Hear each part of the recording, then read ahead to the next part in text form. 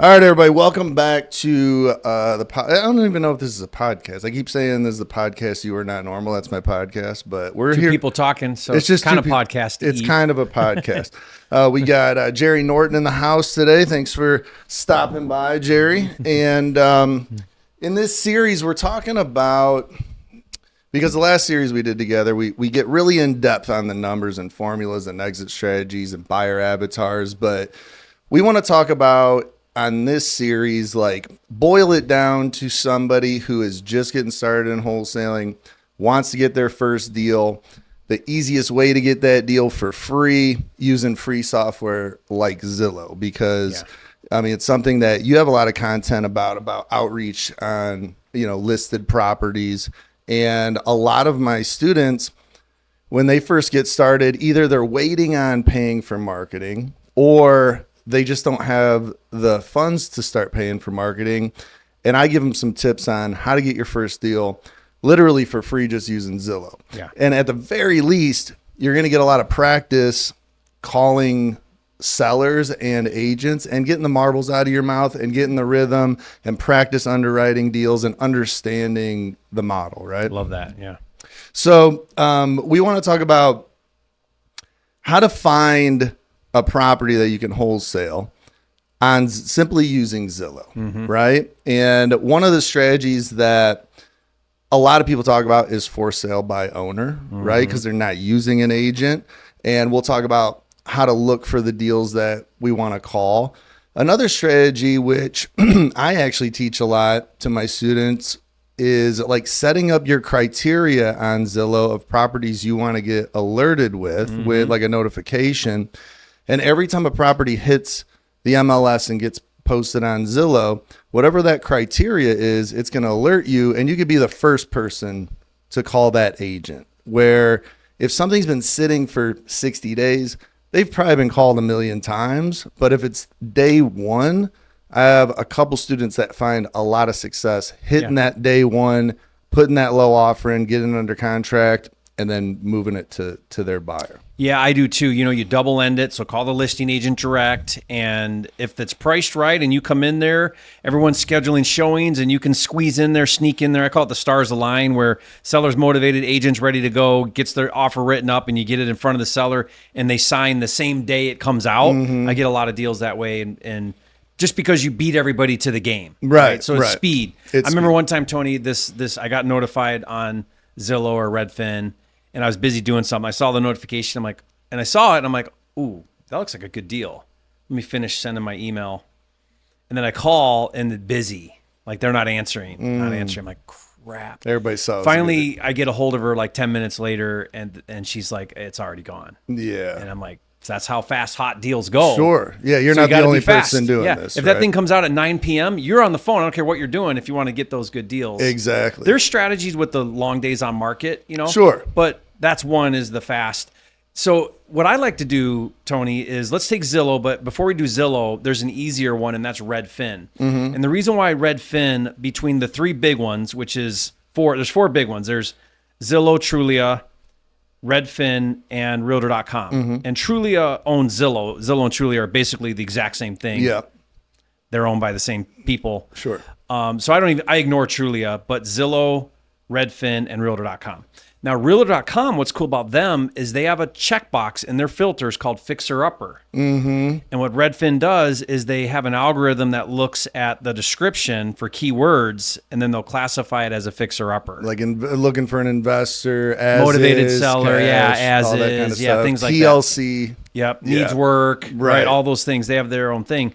And so that's super fast. You go in, you click your county or your market, go hit the tab that shows you all the filters. You'll see it. It's called Fixer Up or checkbox it, and it'll give you 20 or whatever is in your market. Start there. Call those. Those are distressed. Start there. That's a distressed property at the very least. Now and then save your search and say I want to be notified immediately. So then when a new one comes out that hits the Fixer Upper category, you'll get an email notification. Call instantly. Now Zillow, I wish Zillow had that same feature. So what I've done, Tony, is I've got a master list of like 200 plus keywords. And it takes you a minute to do this, and it won't let you search multiples. Like you can't add a comma. Right. But in their search bar, I'll put in there, and I've got like the top ones, but like fixer upper, and I'll put fixer upper, my market, and I'll save it, as, Macomb County fixer upper. So I'll save the search as the keyword. Yes. And now I've got a whole bunch of those set up. And every time there's a new listing that has that keyword in the description, it'll now classify that. It'll notify you. Right. So it's more manual than what Redfin created, but you could do it on Zillow and actually create saved searches with keyword phrases. So it's going to notify you every time something pops up there. And then you get notified. Now that's going to save you time, because you could just scour everything and just look for like distress. Yeah, that's it's another way to do it. Not very efficient. Not very efficient, but you could do it that way. You could do it. Yeah. You could actually just look at everything for sale, like on the map, and then you can see the properties to the right, and you can see what's distressed and whatnot. Yeah. Like one of the, I don't know, we can maybe give some tips on like, what are you looking for in a distressed property? I mean, the keywords is probably the best way to do it, to be really efficient with it. But even when I'm like running comps, and I just see one picture of a property, if it's like from a cell phone or something, like it's a crappy picture, you're gonna know if grass is overgrown, if there's boarded up windows, if the roof looks really old. I mean, there's ways you can see like this is probably a distressed property. Definitely. I can probably click. In fact, if you've got limited time and you set up, like, let's take that Redfin search, and it gives you a whole list. If I've got limited time, what I'll do is I'll scroll through and just look for something ugly. Yes. And start there. Look for something ugly. And start there. I'm gonna put that on a t-shirt. Look for something ugly. That is great. That's a great. And you can tell, like, whoa, that there's a tarp on the roof, Right. Yeah, that is ugly. Look for something ugly. Now, Don't do that at the bar when you're looking for women, but definitely do it when you're looking for wholesale It's deals. the opposite. Yeah. The uglier the better with houses. Yeah, exactly. Not with dating. No. I love it. So then, I mean, it comes down to picking up the phone and dialing, and especially for newbies, it's just having those conversations and running numbers, right? Yeah. So you can use Zillow, you can use Redfin, Realtor to find these properties. They're pretty easy to spot. I think day one is a really good strategy. Mm-hmm. You're right. I mean, if something's been sitting a long time, call those two. I mean, it's all free marketing at this point. All the for sale by owners. Expired listings is a good one. That's easy to pull to. That's how I bought my house here in Cave Creek. Like, cool. When I was moving here, I'm like, I'm a wholesaler. I'm not going to hire an agent. You're not going to pay retail. I'm not paying retail. Like, I'd rather live in my RV. So I ended up just pulling all the expired listings up in Cave Creek, and this one was listed at 1.2, and I got it for $975 after 3 weeks. And it's like, you can do that. Yeah. Like, this is a real strategy. It's not theory. People do this every single day. You have a ton of videos on it. Yeah. And our students are having success doing this. We even created a tool. This is how it works. We call it Data Cruncher. I don't know why we named it that, but what it does is it's a scraper tool. It's free. Just go to mydatacruncher.com and you can download it. And what we do is we go back and we look at all the data that's sold in that zip code. It only works by zip code. It takes the zip code, it takes all the sold data, and then it gives you an average price per square foot of all those sold homes. And then it says, okay, if all the homes sold for $150 a foot, then we're going to take anything that's actively listed under $150 a foot, and we'll give you that list. That's great. And the idea there is it's probably underpriced. Right. Yeah. So it's just a starting point. That's all. It's a starting point. It's just a starting point. And it could either be, something that needs a ton of work, or something that you can just get locked up low enough. Right? Yeah, sometimes there's clean stuff on there. It's just priced really good. Right. People are, they're motivated then. Yep. They're pricing their house low or they have a agent that doesn't know how to price a home. Yeah. I'm sure guys, that happens. The one thing too I would say, if you're doing agents, because a lot of these are going to be listed, is go straight to the listing agent. Don't have buyer representation. Right.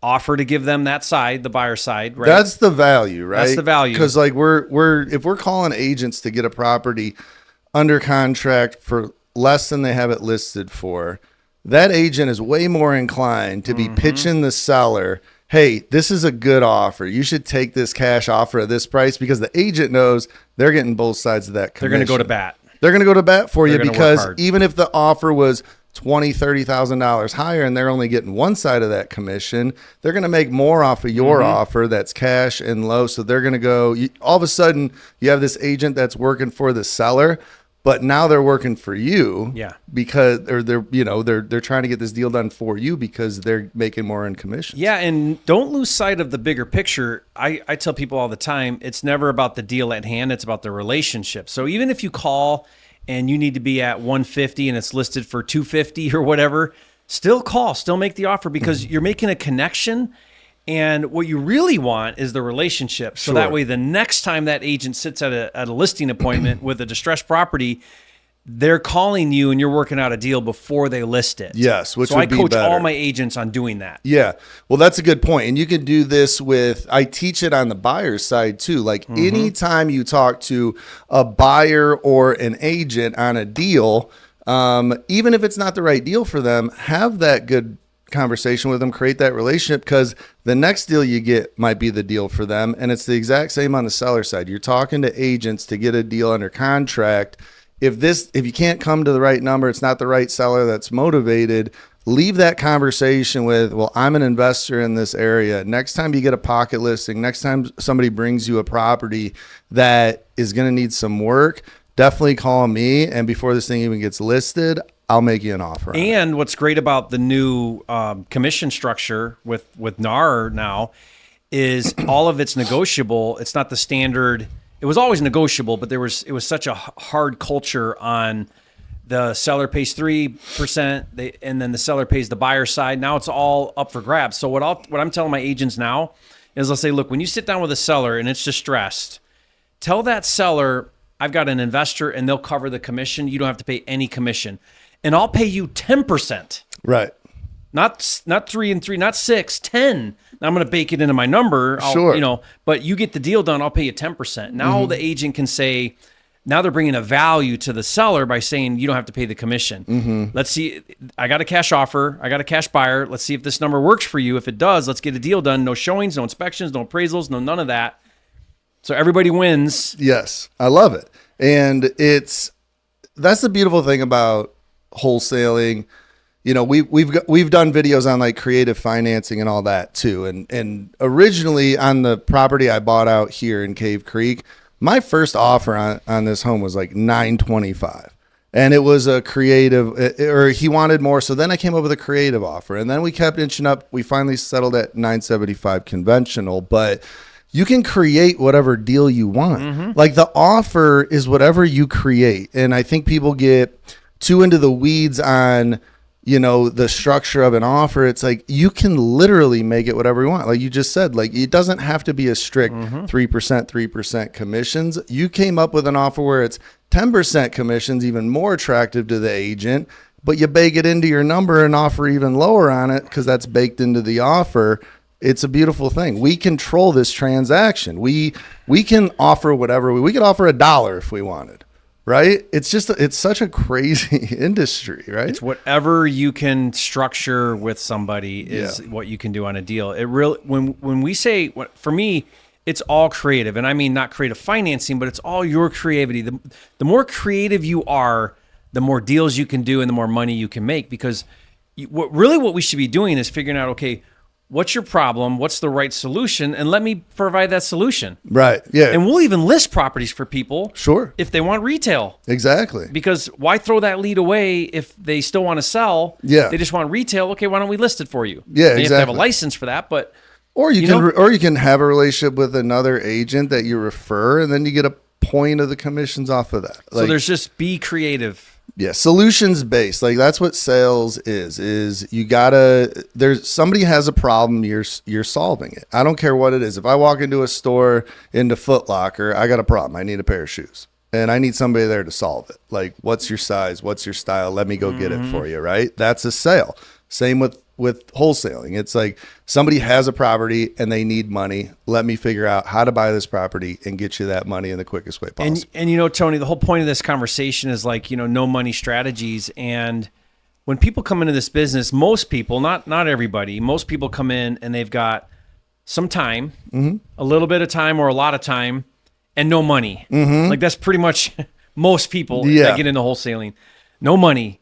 And even if you have money, investing that money into marketing in the beginning is probably not a smart idea. Learn how to transact. Yeah. So there's so many ways where you can do free strategies. We're talking about one just on the free sites like Zillow and Realtor.com and stuff. That's just one way to do free, but do some transactions, get some cash in the bank. Don't go blow it on stupid stuff, right? Reinvest that now into some higher value marketing, maybe some inbound leads or whatever. Get a cold caller, like you guys do cold calling a lot. Hire some cold callers. Now you're pre-qualifying and getting warm leads handed to you in your lap. Yes. Now spend some money there. Yes. Right? Like build it up. And I think it's like, think of how much better you're going to be on the phones after you have called all this free data that we see on these websites, whether it's for sale by owner or an agent, and having 50, 100 conversations before you start spending money on marketing. Because if you start day one and you're spending money on marketing and you haven't gotten the marbles out of your mouth, you don't know what you're talking about, you don't know how to underwrite deals, you could waste some money trying to get your first deal where, hey, you just got started, you're learning. Like YouTube University is great. Like I tell this story a lot where right when I got into wholesaling, pretty much the whole drive from San Diego to North Carolina, I was watching your videos on YouTube trying to figure out what wholesaling was. Like I was jumping into an industry I knew nothing about. That's great. But until you get on the phones and start going through the process, you can learn as much as you want all day. If you don't take action, it's never going to happen. So I think the advice here is, especially if you're watching this video and you've watched a lot of Jerry's videos and you haven't made a call yet, like you guys know, if you know me and you know Jerry, you know enough information to pick up the phone. So, I hate to say this, but turn YouTube off. Turn it off. And get on the phone. I know you have... Do you have purchase agreements on your on your website? Give them away for free. Wholesalercontracts.com. Give them away. Wholesalercontracts.com. Get a purchase agreement. You have a free purchase agreement. You got all the content in the world with me and Jerry's YouTube videos and Instagram. You guys can get a deal. So start making those calls. It's free marketing. Lock up your deal and get the process going, right? You're going to learn way more fumbling through a deal than you ever will watching more content. Yep, exactly. So in the next video, we're going to go over how to underwrite these deals really fast and easy without getting too far into the weeds on all the formulas that we talked about in our last series. Just very simple for beginners, how to do it for free. And then while you're underwriting, how you can kill two birds with one stone by finding your buyers and your buyers' agents that you're going to end up dispoing this deal to and creating those relationships, right? So if you guys don't subscribe to Jerry's channel, please do. Flipping Mastery on YouTube. We'll put his credentials in the description below, and we'll see you on the next video, and we'll see you at the top. What's up, guys? Thanks for watching my video. If you'd like to watch more videos, my playlist is right here. And if you'd like to subscribe, click down here. I'll see you guys at the top.